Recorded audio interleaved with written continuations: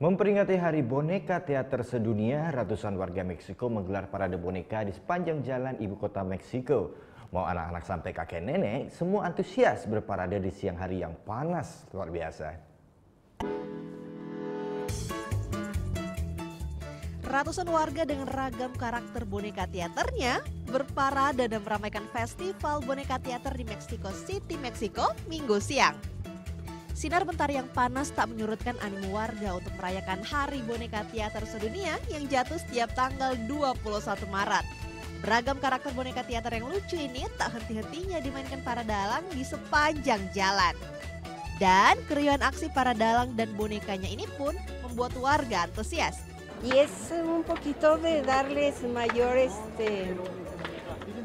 énfasis a la imaginación tanto de los adultos como de los niños.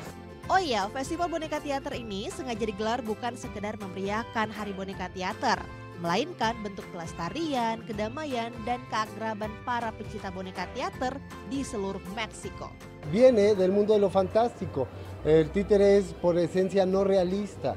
Siempre está sintetizando, siempre está tratando de comunicar con la mayor sencillez y la mayor claridad posible las ideas universales de paz y de fraternidad. Tua, muda, perempuan, ataupun laki-laki semua berhak mengikuti acara yang hampir tiap tahun digelar ini.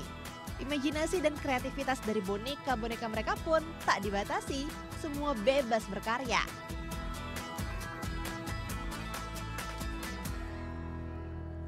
Oh yang beneran? Iya, oke.